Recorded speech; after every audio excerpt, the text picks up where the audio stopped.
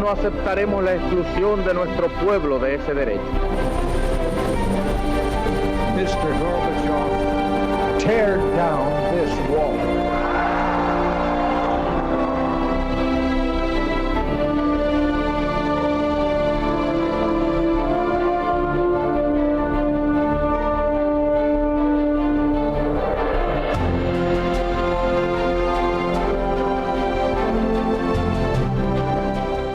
Buenas noches, señoras, caballeros, bienvenidos a Tiempos Modernos. Usted sabe que un reproche permanente de la historiografía, particularmente de izquierdas, al régimen de Franco es su compromiso con las potencias del eje durante la Segunda Guerra Mundial. Y es verdad que había relaciones particularmente amistosas con Alemania e Italia. Pero al mismo tiempo, un asunto bastante menos conocido es el hecho de que el gobierno de Franco facilitó la evacuación y la protección de millares de judíos en Centro Europa bajo la ocupación alemana.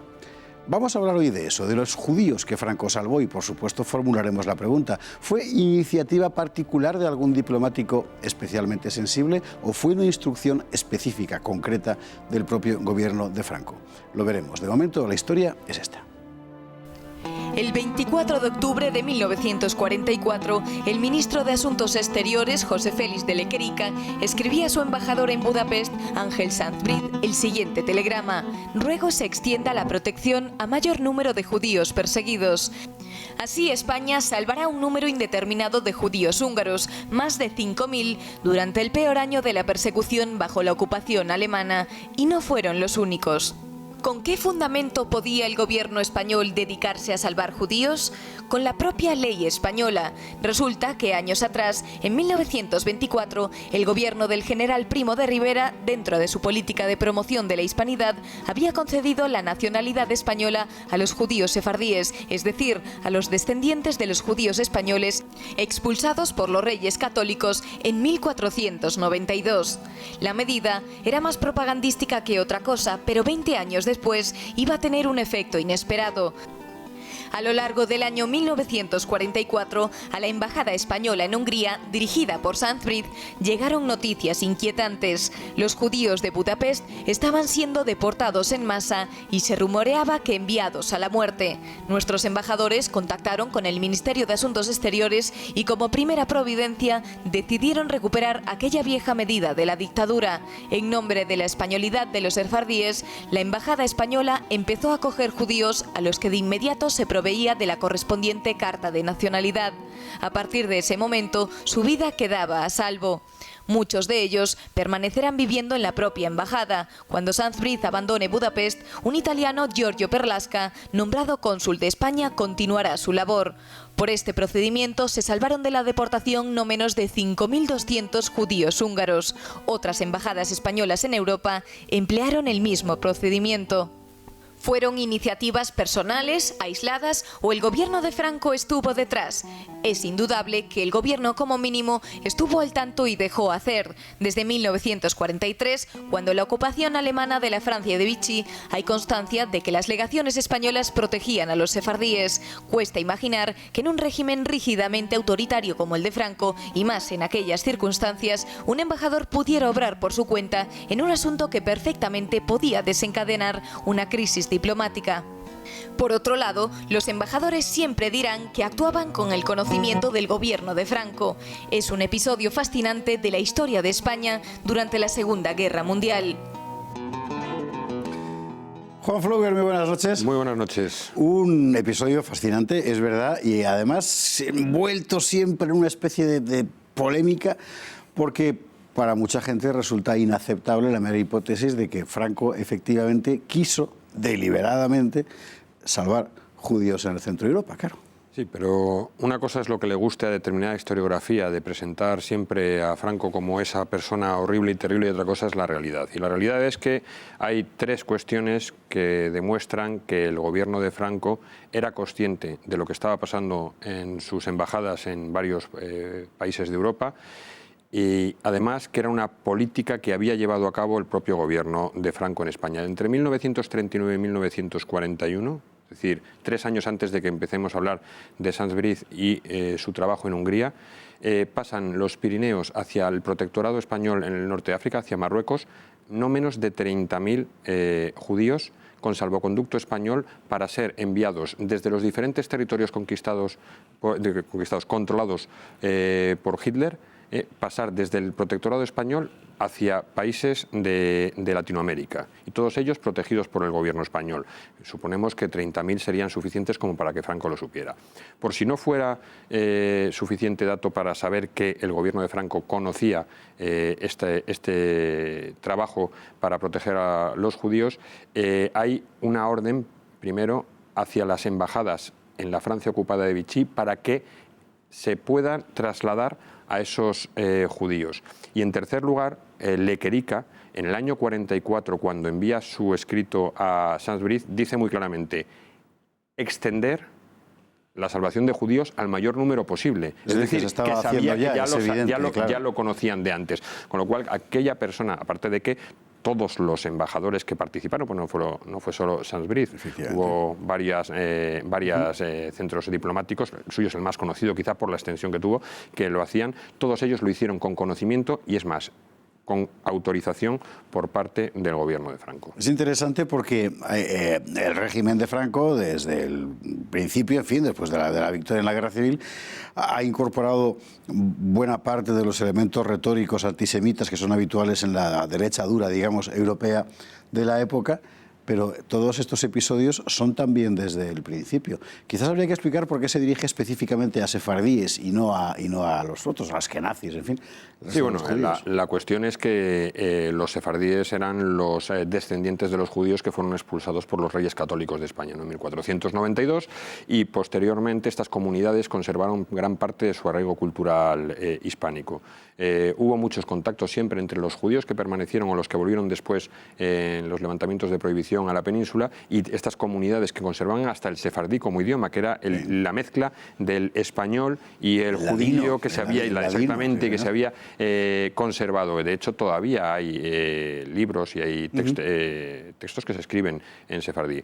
Bueno, pues con el principio de hispanidad, como bien ha contado el vídeo de entrada, en 1924 el general Miguel Primo de Rivera considera que, como gran parte de estas comunidades están asentadas en territorios de habla hispana, sobre todo en Hispanoamérica, primero fueron a África, luego parte en el Mediterráneo Oriental, pero muchas de estas comunidades fueron a Hispanoamérica, y dice, bueno, ¿qué mejor extensión de la hispanidad que darles carta de nacionalidad a estas personas? Esto en una época en la que la carta de nacionalidad evidentemente era una cosa más, como decir, honoraria que cualquier otra cosa. Nadie podía imaginar que 20 años después iba Pero eso es la cuestión por la que Podemos también es otro dato que nos induce a pensar que era con conocimiento del Estado. Es decir, el gobierno en España busca la posibilidad de que legalmente y sin vulnerar ningún principio de legalidad, estos judíos puedan ser protegidos por españoles. Saint-Brieuc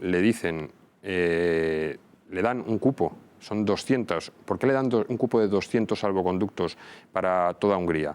Porque el número de sefardíes censados en Hungría era de 200. Lo que pasa es que luego él hace varios juegos, ¿no?, para ampliar y que eso se multiplique, ¿no?, que es muy curioso, ¿no?, cómo lo hace, ¿no? Lo primero que hace es numera los salvoconductos del 1 al 200 y en vez de dar uno por persona, da uno por familia. Con lo cual le queda un remanente. Y una vez que se le acaban y ya ha salvado varias familias, son familias además numerosas, lo que hace es que vuelve a renumerarlos del 1 al 200.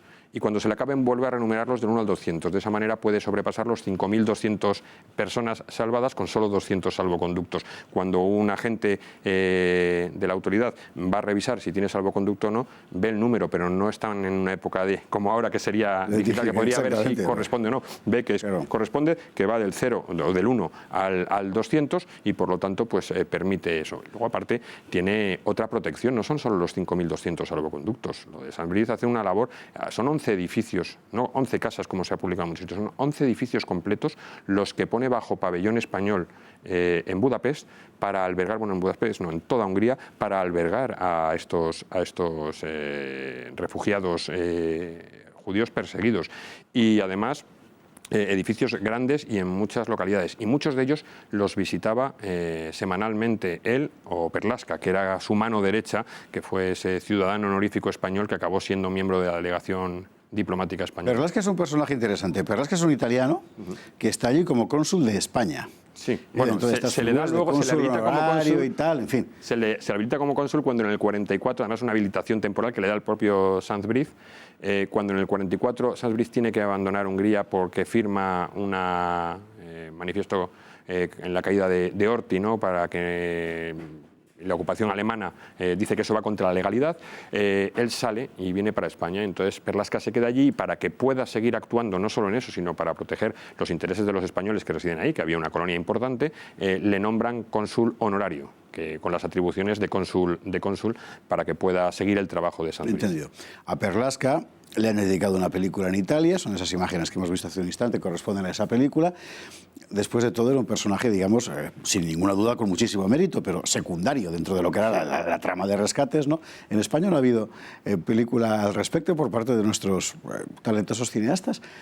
Es más... Ni la habrá probablemente. Pero desde el punto de vista de la historiografía oficial, que es de la izquierda unánimemente, etcétera, da la impresión de que todas las interpretaciones tienden siempre sistemáticamente a tratar de que todo aparezca como una especie de puro juego de azares o de casualidades. Es llamativo. Sí, hay la historiografía, la izquierda, tanto en la historiografía como en el mundo del cine y la televisión en España, es muy curiosa al respecto de lo que ocurrió con los judíos. En los años 1945, 46, 47, hasta desde el exilio, en los años 60 y 70, en el interior ya, todos los representantes de la intelectualidad de izquierdas eran claramente anti-holocausto, criticaban el holocausto judío cometido por los nazis, pero empiezan, sobre todo a partir de la creación del Estado de Israel en el año 48, a hacerse antisemitas. Es decir, lo que antes había sido la derecha conservadora en Europa, esa línea de pensamiento la adopta la izquierda. Por lo tanto, este hombre, Saint-Brieuc, que como bien decías, merecía una película, cuando lo estaba haciendo, España era un país aliado de Alemania, o así lo interpretaban ellos, pese a que aunque era un país neutral, y por lo tanto era reprobable, y cuando ya ha pasado el tiempo y Saint-Brieuc no está en el ejercicio en Hungría, porque luego acaba embajador en China, en la Santa Sede y demás. Vuelve a ser reprobable porque estaba a favor de... Porque como se ha creado el Estado de Israel, ahora los malos son los judíos. Es la utilización perversa que hacen de los grupos sociales esa historiografía o esa intelectualidad, mal llamada intelectualidad izquierda. En un minuto que nos queda, las fuentes judías, por su parte, en general no niegan, sin embargo, el mérito del gobierno. No, de hecho, Saint-Brieuc está considerado como uno de los justos entre las naciones. Su retrato está en el Museo del Holocausto y su viuda recibió de autoridades, no recuerdo si fue qué embajador español, pero fue un embajador español el que le otorgó las conmemoraciones. Es más, Beiser, que es un escritor francés de origen judío, dijo que España, durante el franquismo, fue el único país de Europa que no devolvió a los judíos que pasaban por su territorio a Alemania. Efectivamente. Bueno, esto es lo que de verdad pasó. Nunca sabremos realmente si hubo una orden de Franco firmada diciendo hágase. El hecho es que el gobierno de Franco lo hizo. Y las cosas son como son. Ahí está la realidad encima de la mesa. Juan Pflüger, muchísimas gracias. Gracias a ti, como siempre. Y a ustedes, como siempre, muchas gracias. Buenas noches.